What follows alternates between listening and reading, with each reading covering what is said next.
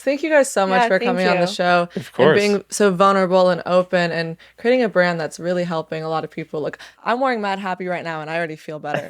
What the is going on? I like to party. Jesus, honey, wax much? This is Unwaxed Get in, loser, we're going shopping. with Sophia and Sistine Stallone. Did we just become best friends? Yep.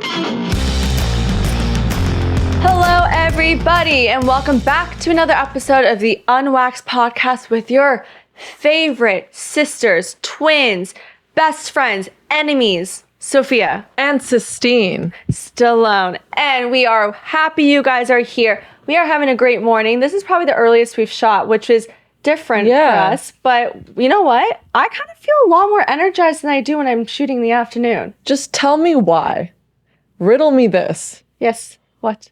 We got at the studio for a 10 a.m. interview. Yes. Oh, everyone's like, 10 a.m., that's your early interview. Why did I set an alarm for 6:45? I set one for 6:30. Ask us this. Why? Because we like to take 2 hours to get ready. No, I don't think it's that. I think I was That's why I so did. anxious and just excited because it was a morning one. And I was also excited for our guest today. Yeah. So I was like, I like how you did your makeup today. You put a lot of extra blush on your nose. It's cute. You look like a little Cindy Lou Who. with the braids. Yeah, exactly. You do really Pippi look like Cindy Lou Longstocking.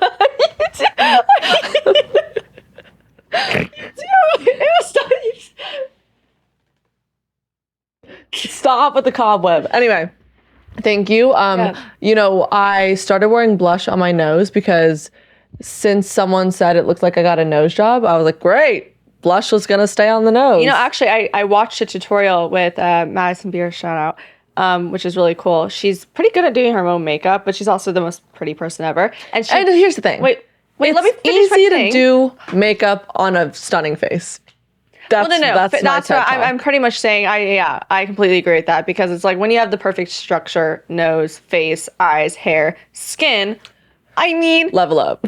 I mean, a little concealer, a little blush, you're done. Yeah. For me, I got a lot of discoloration.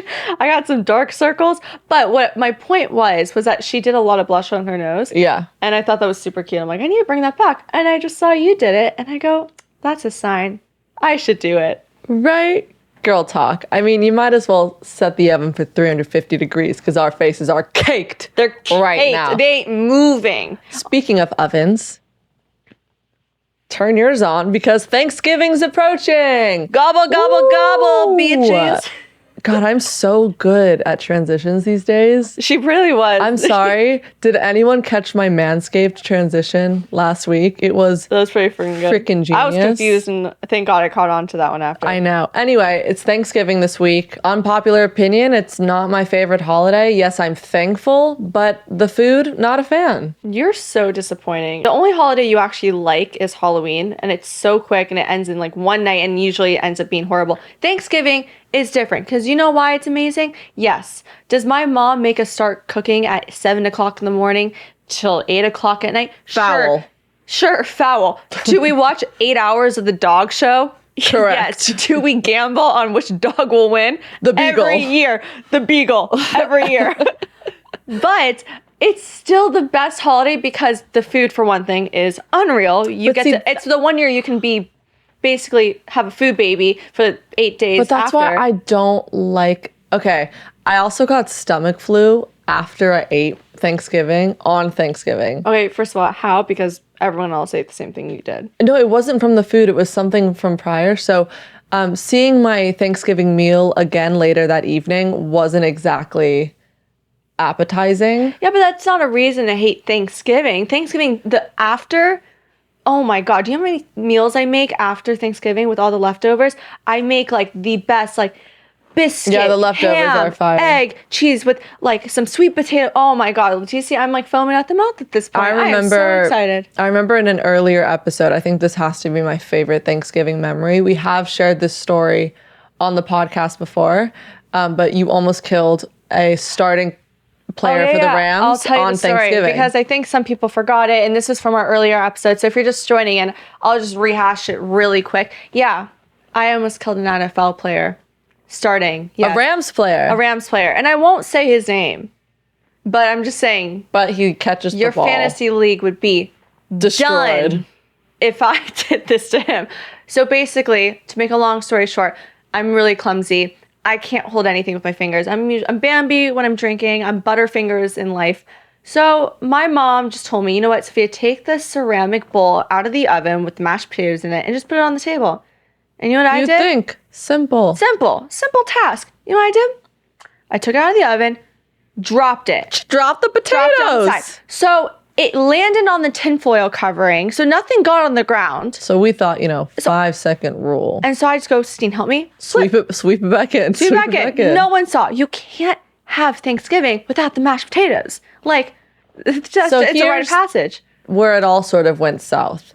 The potatoes are white. The ceramic bowl was also white. So when we transferred the potatoes into a new bowl, you can continue from there. Yeah, well, I'll just skip to the part after, which is I'm cleaning the plates and bowls and all of his stuff. And his wife comes up to me and goes, or to all of us, and goes, who held the mashed potatoes? Who was in charge of the mashed potatoes? And I go, oh, that was me. And she goes, do you realize my husband pulled out a 3-inch piece of ceramic from his mouth that he ate from the mashed potatoes that he almost swallowed? And she looked at me and she goes, you almost killed him.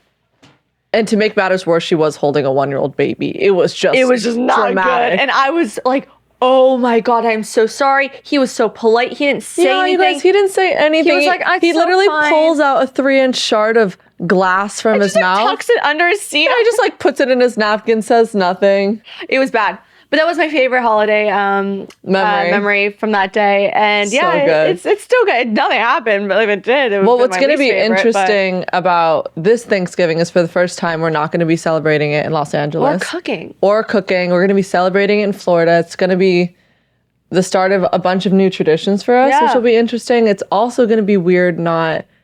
hosting it yourself. We're going to be the guest of someone else's Thanksgiving. You know what's weird? A lot of people have been asking me if it's weird that we're not at our childhood home anymore and that people were selling it and we're kind of transferring back and forth, because a lot of people, I think, are really nostalgic about it, but we aren't.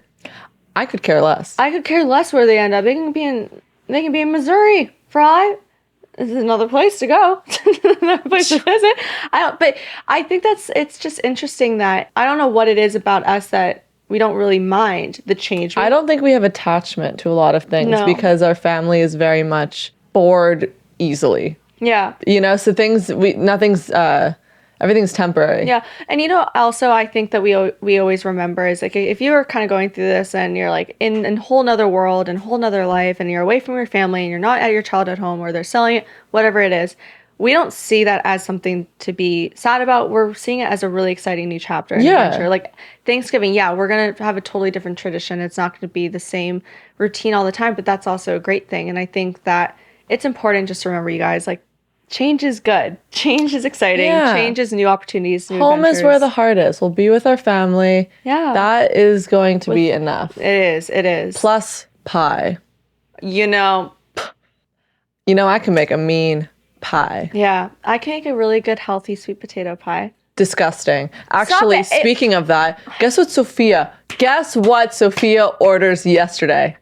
Sweet potato ice cream. I will see you in court. It was so good. I will see you in court. You guys, Salt and Straw right now, it's an ice cream shop, has Thanksgiving flavors. Did I try the turkey gravy and cranberry sauce? Yeah. Did I like it? Kind of no.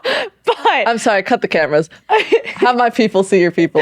You're gonna hear from my attorney. No, it was so good. You guys, they had this cheesecake walnut one I tried. This poor lady, I was standing in there and I asked her, I'm like, can I try that one, that one, that one? There's a whole line behind me.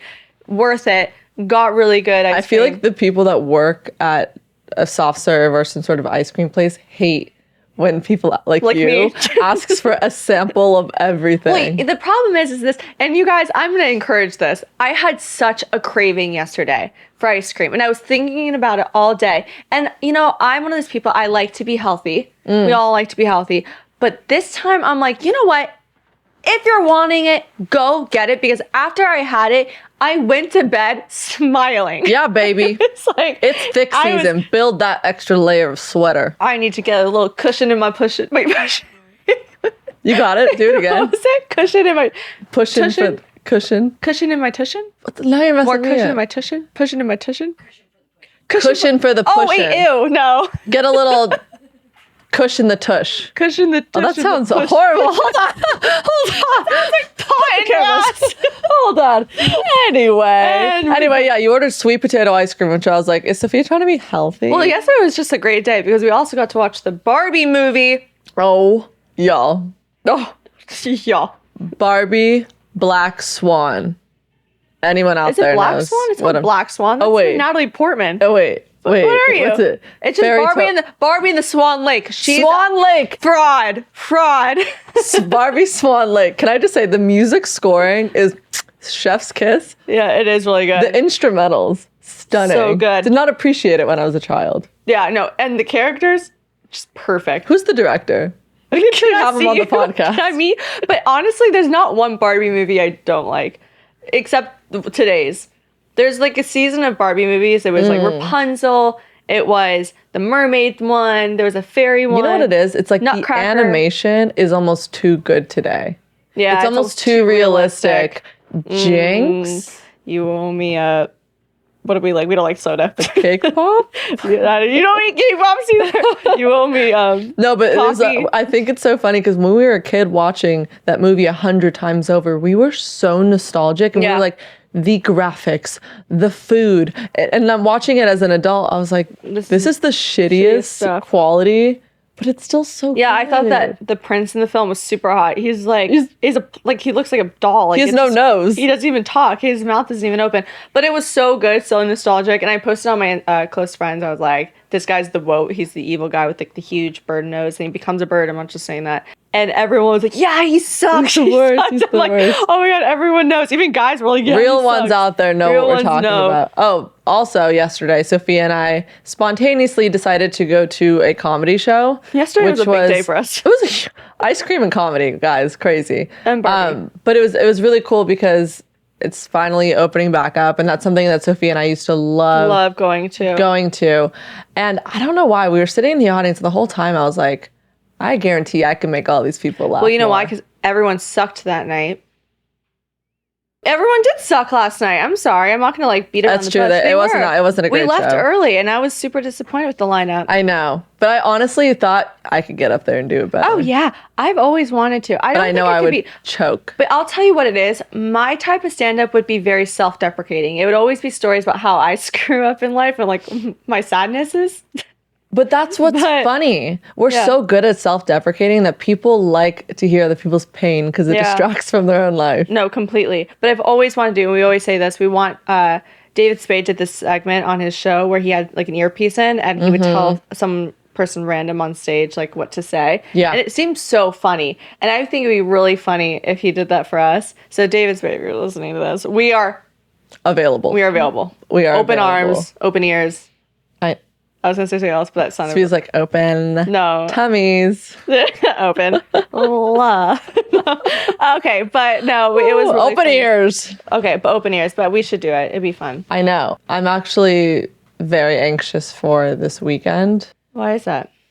because I'm getting introduced to a new group of people and I get so nervous when I meet a new friend group or like you're the new person in an The new already kid on the block. established friend group because I don't know their history, the way they act, what they like to talk about because my personality could be 100 different things and sometimes I wear different hats for certain people because I want to make sure everyone likes me, which is just a terrible way to live, but I hate not being liked. No, I think everyone can relate to that. When you're walking into a new friend group or if you're dating someone and you're meeting their friends for the first time, you know, it is kind of important to make a good impression. And it's like you don't want to force it and you don't want to be something you're not, but you also don't want to be something that everyone hates because there's one thing that I do know about when you're dating someone or you're being introduced to a friend group, your friends will mention something to you if they don't like who you're dating or if you brought a friend that they don't like. You know what I'm saying? So I think a lot of people can relate to that, but at the same time, like, what, did you sit at home the whole time? I basically sat at home. I remember I was at an event the other night and I was so nervous in this social setting with all of these girls around me that I went to the bathroom and I FaceTimed you for 25 minutes. I sat in the bathroom stall and FaceTimed Sophia for 20 minutes, and that's something I used to do all the time. I know. It's a mentality thing, and it's also just when you have, but you were also in a group where you didn't really love the group. Sometimes the group just doesn't work. But I didn't even give them a chance. I was so nervous to even put myself out there. I don't know. I don't think it's a bad thing that you want to make a good impression or that you're nervous. And I also think that, I mean, maybe other people feel this way. I don't know if you are one way on the outside and you're both like an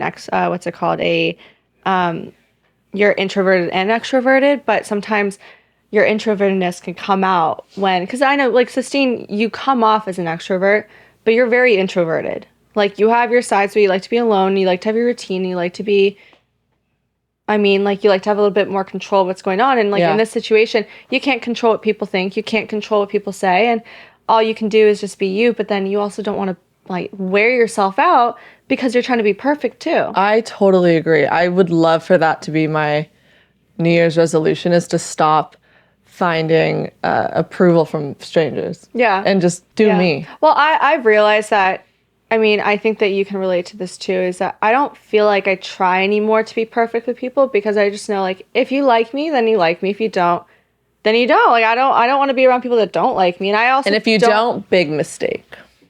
Because you know who's behind my back? This one. And who's behind her back? This one. She could throw a mean punch. Yeah. I'm the bulldog and you're like the little terrier. I'm like a chihuahua that'll bite your ankle really hard and actually leave you with a scar. I'm the bull mastiff. So people bite your lip off. Oh. Yeah. You do though, Sophia. Like, in a club, I'll be the one that's pushed and you will get in this girl's face. I'm like, you will get hit. Yeah. You will. Will you take a punch for me? Yeah. Well, at least you're coming with me and we're going to be together. That is a nice thing. Honestly, Sistine and I don't, this is a hack. If you don't want to go somewhere and you're nervous to go, bring the person that you feel the most comfortable with you. Because I'm telling you, and you know, by the way, and it has to be a person that is on the same wavelength as you with terms of how long they like to stay, how long they like to we know when to drink exit. Or not drink. Exactly. Like, we are always never not on the same page. Sophia and I are professionals at the Irish exit. Yes. We don't say anything. Also, we just know. Who wants to say hi, bye to like 12 people? Respectful people. I'm sorry. Yeah. But like, really, like, you could just walk out. No, it's so true. I'm and really just text happy. them in the car. I'm really happy that we're at the age where we can our friend groups are now meshed together. We can both go out and drink. And we also both hide in the bathroom together and talk about what's so going like on. we can go to everything together. Yeah. We also give each other like a look when we're just needing help or we're at. See, that's some sister telepathy. It is sister telepathy. I know. We also look very like, so it makes it even scarier. I know. Should we talk about our guest? Yeah, let's do it. Oh my God, we keep jinx again. So we have two amazing guests on today. If you guys haven't heard of their brand, then now you will. You guys could check it out. It's called Madhappy. And you would just think, okay, they're having some creators of the brand come on to talk about their business. No, the underlying message that this brand has built upon is mental health and optimism and positivity, and it's just so much deeper and more than what you would think it is. Yeah, it's really cool. They're talking about their journey, their friendship, of how they met, how they started the brand, and they also give really good advice to people not only going through, some mental health problems and going through a failing business and how to recover and bounce back. So we kind of cover everything, and I think you guys will really enjoy it. So stay tuned for that. These designers have changed the way we typically see fashion through tackling mental health and promoting positivity as the driving force the brand was built on. Starting in downtown LA, Madhappy has now worked with companies such as Vans, Pixar's artists like Ed Ruska, which I want to talk about that because I love art, and more, while maintaining their optimism vision. The creators have their own mental health focused podcast called the Madhappy Podcast. This is Peiman and Mason. Yay! Studio audience. Thank you. Woo. Round of applause. We are so excited. I'm definitely super excited. Honestly, I don't get nervous for a lot of guests, but I'm nervous for you guys. I don't know if you guys heard my intro. intro, I was like I actually know. very nervous to say. I was really nervous. I don't know what it is, but I think the fact that you guys started a brand and you're really smart businessmen, that intimidates me more than having, you know, a comedian or an actress on or something like that. So thank you guys so much for taking the time Well, we'll to take be it. here Yeah. today. Thank course, you for yeah. having us. Happy to be here. I know we already have a lot in common. We were talking about off camera that we grew up in the same area, went to sort of the same neighborhood of schools. I just would love to sort of talk before we get into the brand Madhappy, how you guys met, because it's kind of a cute story. You can tell it, Peiman. Oh, you know the story? Okay, got it. I kind of already know, but the listeners don't know. Yeah, so I don't fully know. I went to Beverly Hills High School, and freshman year became friends with actually Mason's brother, Matt. So became friends with him. He was on the football team, whatever. Mason went to a different high school. He would start coming to the games. And one day I met him. I was like, oh, what's up, man? Like, you're Matt's brother. Like, he's like, yeah, Mason, whatever. And the next week, same game, whatever, same thing. Mason's like, yo, what was your name? Like, pretending like he didn't know me. This guy over here. Nice. And he pretends like he doesn't remember that, but it's funny because I was just like, what's this kid's deal? Like, he obviously met me. Yeah, Like, of course. there's only one Peiman, you know? No, those are the worst type of people. You're like, yeah. I know that you know Yeah. me. Like, And from that, I think over time just became super close friends, obviously. Yeah. And, it's just like always a funny story. It's your that we favorite tell. story. And you guys have maintained this friendship for all these years, which is something you don't really see in LA. Yeah, I mean, I feel like, I don't know. I mean, we were super close in high school, and a lot of the ways that like Madhappy even started was because of the friendship, because then he became friends with my brother Noah, and Right. and then they started doing clothing things together. So I don't know. Yeah. The thing about Peiman that I think made us so close was like, I was a kid who really struggled academically, started smoking weed and drinking at an early age, and he was very like clean cut, like one of the smartest kids in school, hadn't really gotten into drugs and alcohol like at all yet, and like we were so different on paper, but I think that kind of like opposites attract, as they say, like Totally. led us to really connect. And Yeah. it was interesting. And then he was super close with my brother and stuff, and he was always kind of someone that I looked up to as like someone who was really hardworking, really smart, took school very seriously, and was like, this is someone I kind of want to stick around. For sure. And you can tell that the friendship in a lot of ways just complements each other, because the things that you maybe lack, he makes up for, and vice versa. Yeah. But Sophia and I were talking about how difficult it is sort of being, you know, related and working on a business together and trying to grow a brand together.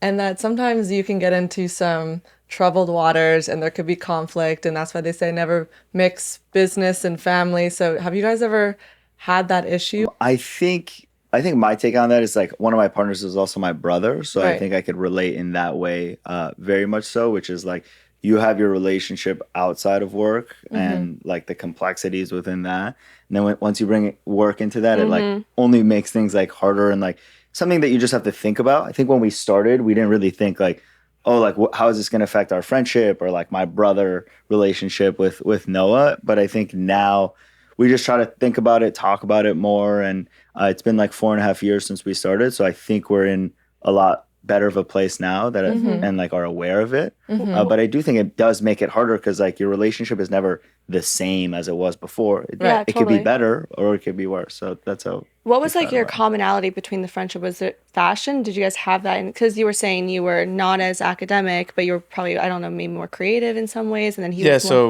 when we driven. first came up with the idea, Peiman graduated Michigan and then moved to New York to work in finance. And then he had been helping us out a little bit and then ended up getting sick and had to come home. And right around that time, like Madhappy really started to pick up like just a little bit of steam of like, okay, like this is a really cool name. It's a cool concept. There's Right. probably something here. He was already helping us from the beginning. And me and Noah didn't graduate from college, don't really have like business savvy minds, are much more creative, and he was like the perfect missing piece to come in and really be able to like run this business with us and really start things off. See, that I find so interesting because I also didn't graduate college and Sophia did. And in a lot of ways, I kick myself and I think, oh, who would take me seriously? Who would want to work with someone that hasn't graduated college? But I really admire that, you know, you were able to continue, you know, sort of believing in yourself, because I know a lot of people out there want to start businesses and want to start brands, but they don't even know what the right first step is. Yeah. So how did you guys even sort of come together, come up with Madhappy, decide that like, okay, we're going to do a lifestyle sweatpant hoodie brand? Yeah, I think I want to come back to the college thing later because I think Okay. that's something super interesting that a lot of kids don't really have the emotional intelligence or self-awareness to be able to have those kind of conversations Right. to even get to that place. So I started another company with Peiman's brother Noah before Madhappy. Like when we had first I dropped out of college, I was probably 19 or 20. We both didn't go to fashion school, had no idea what we were doing, just kind of hit the streets of downtown LA, had some like friends and family in the business and like learned a little bit. From there, we failed obviously, but it was like a huge lesson because that after that happened, there was a few months of me feeling really depressed and just like not knowing what the hell I was doing, having no direction in my life. Like I should have went back to school. What am Right. I doing? Like I Yeah. had no job, I had no money. And that's when I first thought of the word like mad happy. I was actually congratulating someone. I was like, yo, I'm mad happy for you. And I just like, I was in my car by myself and it was really like a light bulb moment. And I just stopped and was like, wow, this is very powerful. This feels like not only super representative of where I am in my life, but something that everyone can really relate to in their own way. And it feels really big and kind of just like the essence of life and like made me feel okay in that moment, knowing that like feeling sad or depressed or having a bad day is necessary and is like an inevitable part of life. And once we accept, we can really grow and like look at things from a more whole perspective.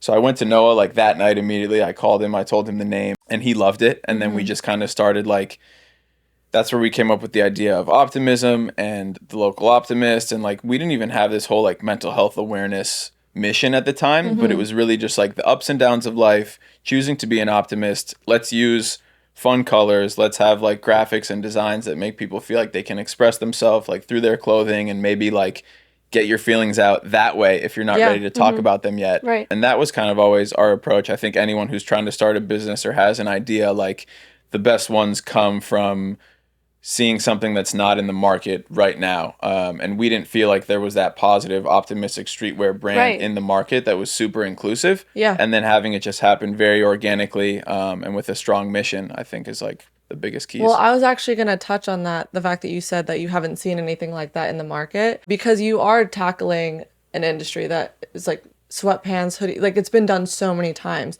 So what about your brand? You knew, you were like, okay, something is going to hit and it's different. Like what makes Madhappy so special and stand out from the masses? Yeah, I think it's also easy to now be like, oh, like we knew, but like the truth is also we didn't. You No, know? you And never I know. think Okay. what we honest. knew we had was like this like really good name and really good idea in that like we grew up in LA and there's all these streetwear brands and we loved a lot of them, but like most of them felt like, you know, like fuck you, why are you coming in the store type of vibe.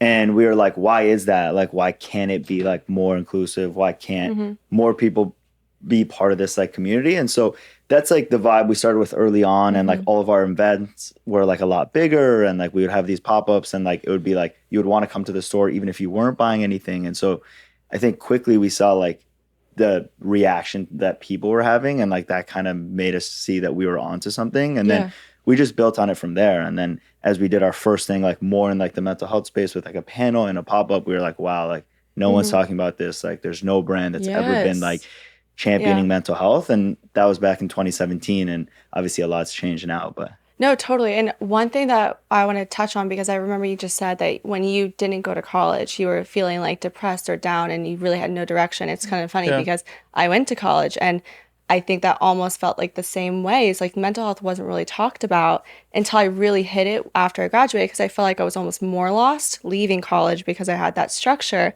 And it's the same thing, like you didn't go and you still kind of felt like that. And so I feel like a lot of 20-year-olds with the brand can really, really hone in and relate to it because they're like, oh, now there's a word for it or there's a feeling for it or there's a community for it that we can actually be open and talk about it. Have you guys seen a lot of responses from people in their early 20s that can relate to the brand or like have opened up and said that you guys have changed their lives in some ways? Absolutely. I mean, about a year or a year and a half after we started Madhappy, we launched The Local Optimist, which is like our mental health resource that lives online and on Instagram, where we're constantly like publishing mental health content, whether they're like toolkits on different topics, or we have this great franchise called A Student Series where like kids in their early 20s, we're giving them our platform to share their own experiences with a mental health. And that's really where we've built our online community, which like the demographic is largely kids in that age.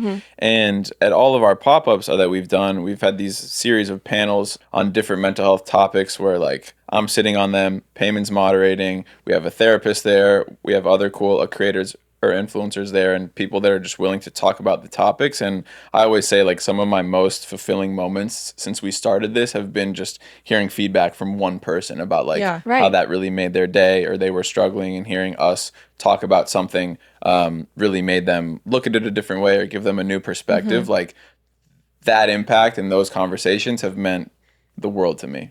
Definitely. Was there a moment, because you said before that the Madhappy brand wasn't about mental health when you originally started it. Was there a moment in both of your lives that you sort of just wanted to change the direction and focus more about mental illness? Yeah, I think it was like sort of a natural part of the brand. So like kind of rewinding, when me and Mason became friends, like Mason was like my first friend that like I ever talked about like mental health with, like, and he shared his story a bunch like on the podcast and at our panels. And so I think like within that, like him thinking of the name, like it was very ingrained, like optimism is a very like mental health message in our opinion. And so it was really just like the progression of that. So it's like if you think about a brand like Patagonia and like what they've been able to do for like sustainability, like all of what they've been able to do over the many years, like it didn't all start like at the beginning, right? And so they kept layering things on. And so for us, like maybe it started with the clothing, and then it was like the panels, and then it was the local optimist, and now it's the podcast, and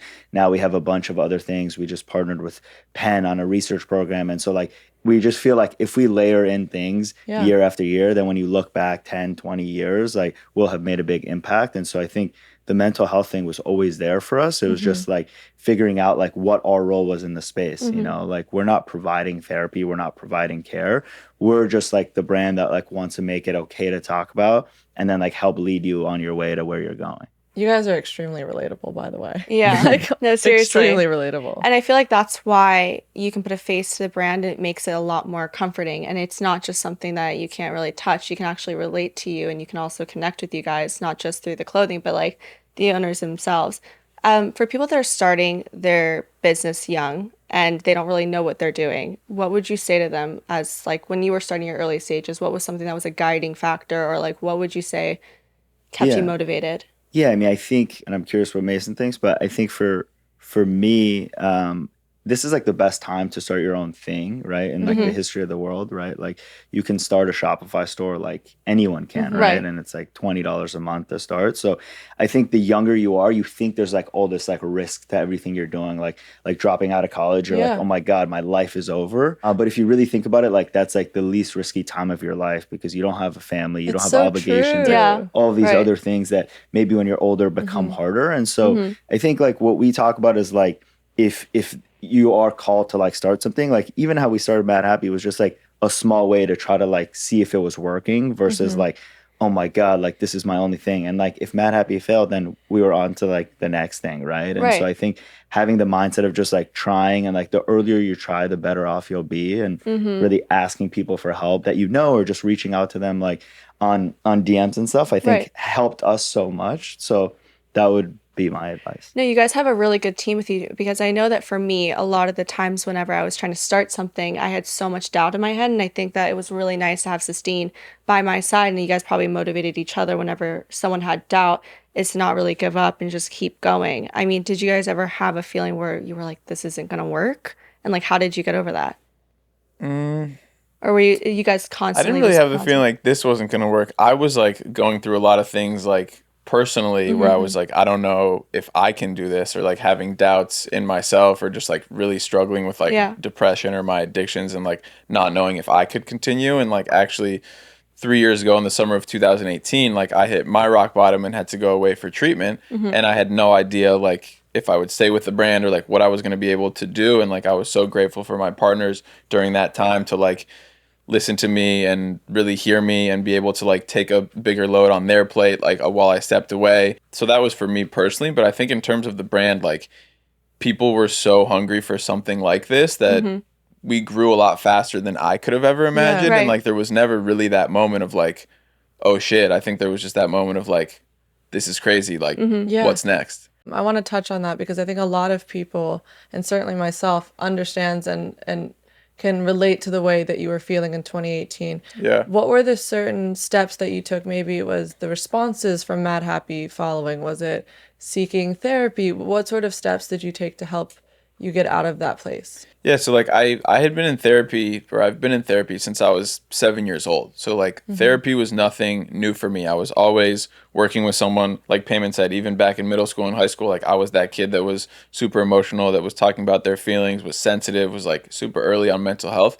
And even then, I still wasn't really doing the work or getting the help I need, right? Like we could all You go sound into exactly a like therapy me, session. by the way. Yeah, like It's exactly we could all you. go into a therapy Yeah. session and like talk our way out of the room, or like Yeah. we get smart, like we know what they want to hear and what to right. say and just get through that hour. And like unfortunately, it wasn't until like I hit my rock bottom and I was having like suicidal ideation and like I didn't want to be here anymore and I'm just making everyone's life harder, that then I was like, holy shit, I'm absolutely terrified. I don't recognize who I am right now. Right. And then what Peiman said about asking for help, that is the most important thing that anyone can do, Yeah. is to reach out to someone in their support system, online, in person, a parent, a family member, whatever, to tell them that you're struggling. And then that's what really like set me on my path. And I think I scared myself so much with how low I went that I was like, I never want to feel like that again. And Right. I'm willing to like get sober. I'm willing to go to 12-step meetings. I'm willing to like go to treatment. I'm willing to cut these friends out of my life. I'm willing to change these lifestyle habits. Like I'm willing to build my world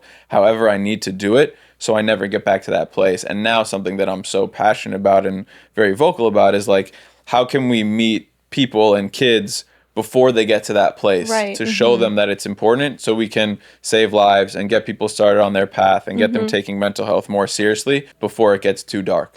Right. And I can relate to that immensely because I've struggled with anxiety disorder my whole life. And Yeah. if you know me, my sister knows, my family knows, I've always been the one that's vocal about therapy, my anxiety, mental health. And even when my family didn't really talk about it, I was the one that was pioneering it. So I'd go to therapy sessions for literally my entire life. But I felt like I was saying everything, but not saying the right thing, in the sense that I was thinking, okay, I'm going to put a Band-Aid on it.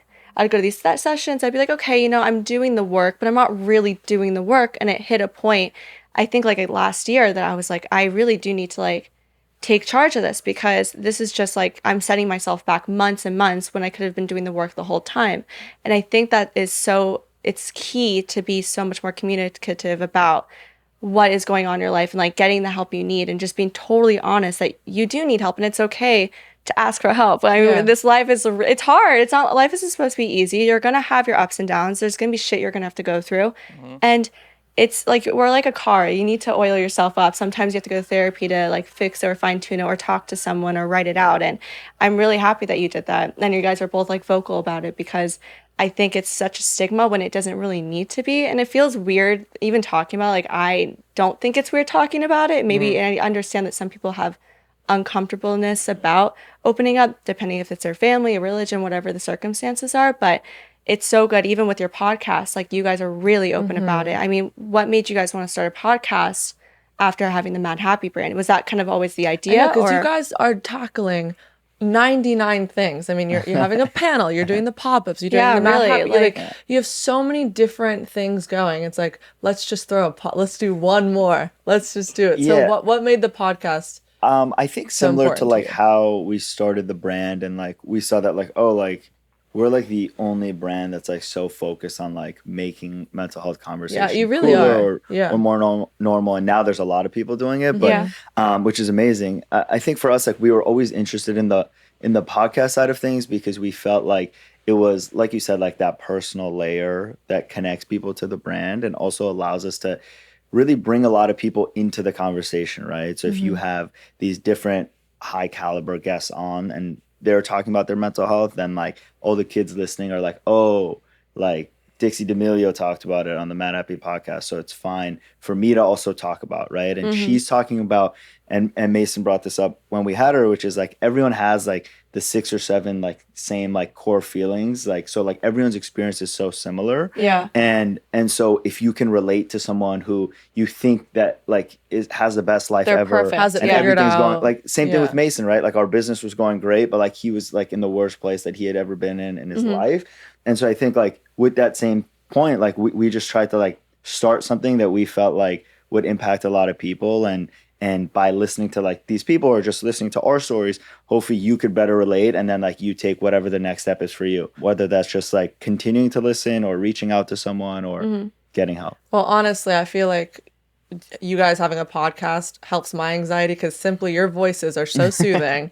I swear to God. Oh so my God, thank you. No, we actually did say that. We did were say saying in the our car, voices we were are like- super annoying on camera and on audio. sound That like we're a like, man. they're really like professional stuff. But you guys have had some killer guests on your show, and I was telling Sophia, like, you've had Noah Beck, you've had Logic, you've had Dixie, Ashley Tisdale. I mean, is there a guest that kind of surprised you when you're interviewing them and you didn't think that that would come out and they would be so vulnerable?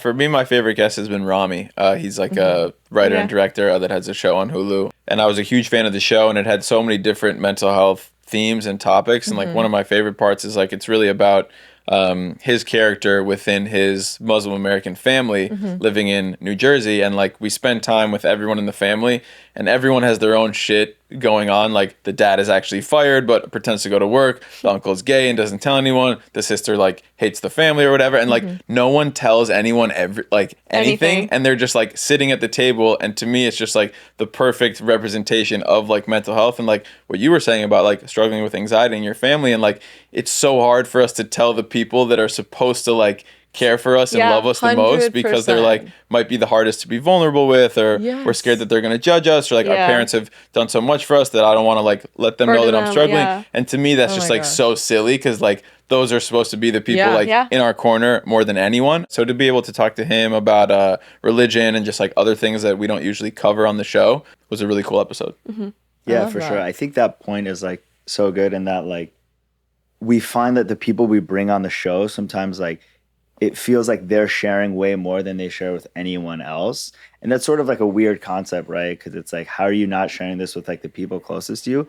I even find like myself, like I'm sharing so much more than like I even share sometimes with my girlfriend or with my brother or with my parents. So I'm like, the show is set up in a way where hopefully people can like be comfortable and we could actually like talk about like real things. And like all of our experiences at the end of the day are so similar that like it's just like I found it to be like a super like relatable show. Are you going to pick a favorite or no? Yeah, pick a favorite. Yeah. Also, it's the brown eyes. Apparently, everyone opens up to people that have brown eyes. Oh yeah. Yeah. So, Oh, perfect. yeah, We're of course. warm. Great. We're all And warm. fuzzy. So I really liked, this was an early episode by Emma Chamberlain. She was dope. Oh, cool. And we had been like fans of like her work and stuff, but like we had never spoken to her. And for someone like so young to like really like have thought about all of these things, and she has an amazing podcast that very much has a mental health message. I think she was a really good one, and it was super early, but like the conversation was amazing. You know, I think having people like Emma on, like Rami on, you say that, oh, I wasn't expecting me to open up so much or them to open up so much, but I also don't think that they're ever questioned about like, are you okay? How are you feeling? It's For more sure. so what they're promoting something or talking about something superficial. So I think it's really cool, because it's true. The more you have people with large followings talking about it, everyone else will seem more comfortable to talk about it. I know that I have never been one to vocalize the way that I feel about my anxiety or all of that jazz, because I didn't want to disappoint my parents, and I didn't want to disappoint Sophia, and I wanted to stay strong for her because I knew that she was going through anxiety. So that's a great thing of like, you didn't, because in your mind opening up would have made you seem weak. And like 100%. that's the biggest thing that like we're trying to turn. Like no one's championed this better than Brene Brown, but like vulnerability is the ultimate act of courage, right? So like if you really wanted to be strong for Sophia or whatever, like by opening up and like going down in that hole that she was in and sitting down like next to her and putting your arm around her, like that's the idea of strength that like we're trying to teach, that like is the thing that isn't clicking for most people because of like the way that society is right now. Oh my God, and I know you would love it if I did that to you. Well, yeah, I know, because this chick Oh my represses God. everything, and all of a I sudden do. she knocks over a glass of water and she's wailing about the water. I'm like, this is I not do about the cry water. over spilled milk. I know, it's no, the worst. It's okay. true, it's true. That's You what guys keeps have- our relationship fun.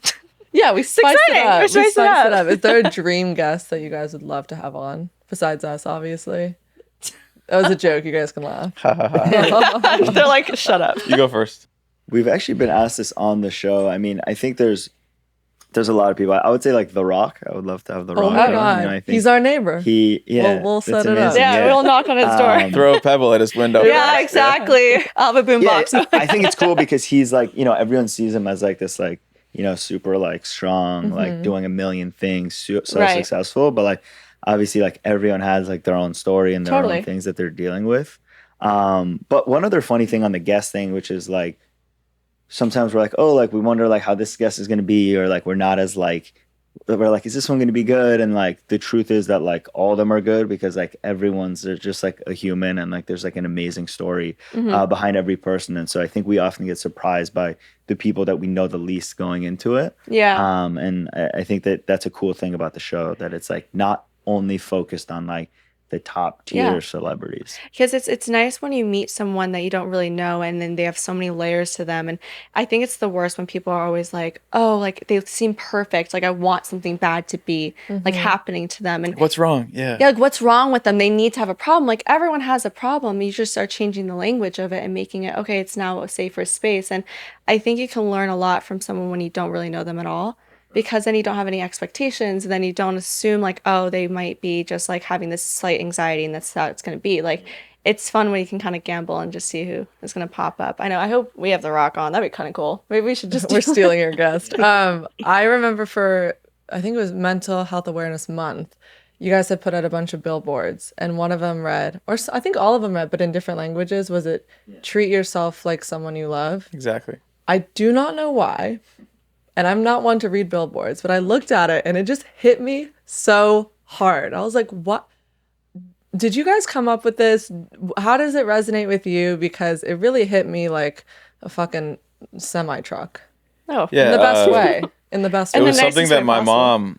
mom came up with and like told me a Oh. lot in like my late teenage years and early 20s, like as I was struggling. And I think to us, what it means, or to me, what it means is like we're our own toughest critic. And like for me, it's like so much easier to like be there for Peiman and give him Yeah. the best advice and relationship advice and personal advice and all these things, and like turn around and not take any of it like myself. And we're often Yes. like so hard on ourselves for like Yeah. our anxiety in our head. We're like negative self-talk all day, and like so worried about all Yeah. these things. And it's just kind of like a gentle reminder to be more kind to yourself and like treat yourself as you would someone you love, a friend, a family member, because we're often just like way too hard on ourselves Yeah. and not grateful and not just like really loving ourselves, even though we true. give Yeah. all this love to all these other people. Kind of the Yeah. most important It's person to give it true. to What is are you guys the ourselves. hardest on yourselves about? Because I know for me, it's like if I'm not perfect at something, like I'm a perfectionist. I love when I can't, if I get it wrong, it really hits me hard, and I need to have Sistine tell me. Especially it's okay. if you fail at something. Yeah, We if I get fail at something, I take it so- really personally on Yeah. myself. I'm like, everyone else can like mess up. If I mess up, I think it is just like I ruined it for everybody, and I just like So that's like the perfect example of like Yeah. if she messed up, you would still give her a hug. But Yeah. if you messed up, you'd be pissed at yourself. Like You're treat giving yourself me like someone you love. You perspective. know what I Do you mean? guys have that type of thing? Like, is there something that Um, you get really hard on yourself about?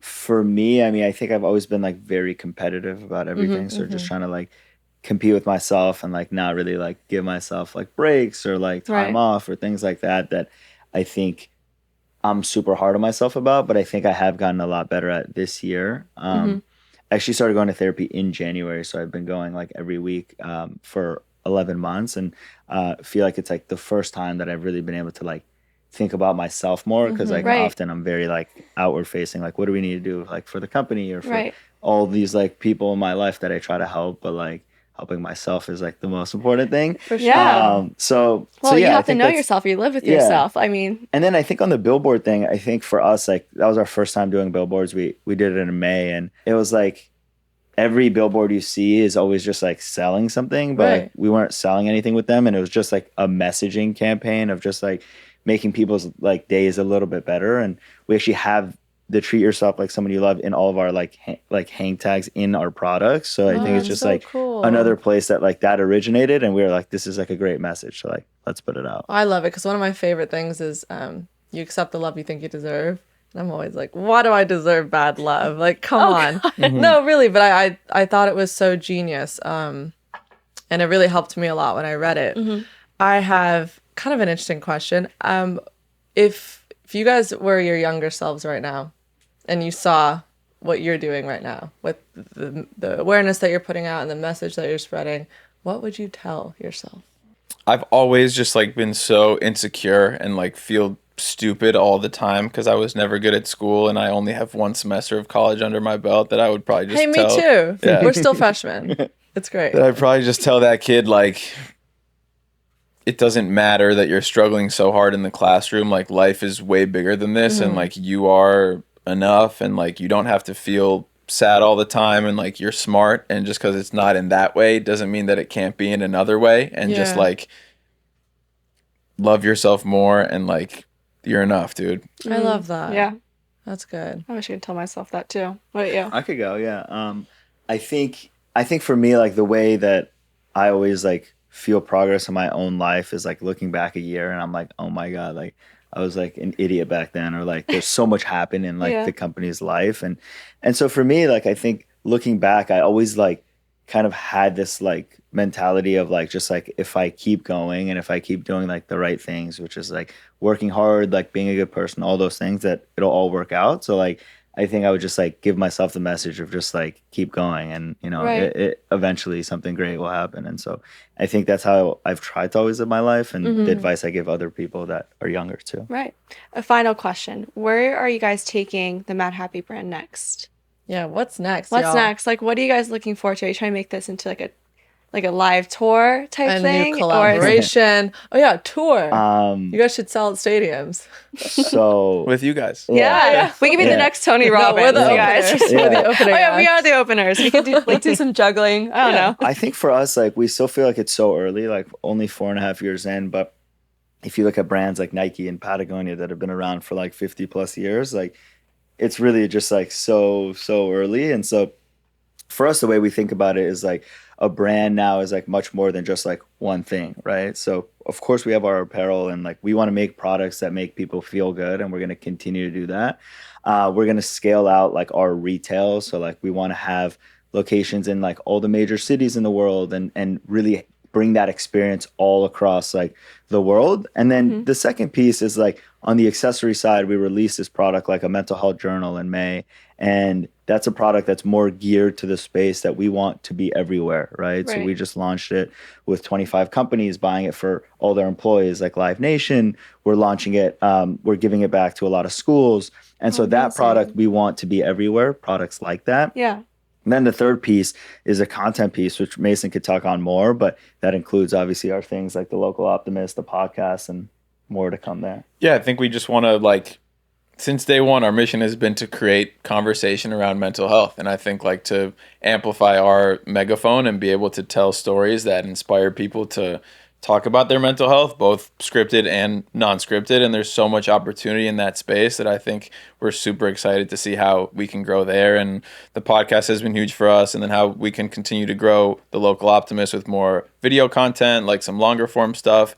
We also have like a thing called the Local Optimist Hotline, which is like a non-crisis support text line that I definitely want to continue to grow out, and just like be able to take this thing on the road and like really look at all those kids in the eyes and really talk to them about our stories and hear what they're thinking and how we can cater more to them, and just continue to inspire people and get them to start to take their mental health more seriously. You guys are unstoppable. I can't wait to see what you all do next. Thank you guys so much for coming on the show. Of course. And being so vulnerable and open and creating a brand that's really helping a lot of people. Look, I'm wearing Madhappy right now and I already feel better. So tell everyone where they can find your Instagrams, Madhappy, your podcast, everything. Yeah, big shout out to our podcast for sure. At the Madhappy podcast, you can find it Apple, Spotify, really anywhere. So would love for people to check that out. And then we're just at Madhappy on Instagram. At Local Optimist. At Local Optimist. And you'll be able to find our personals if you really want to there.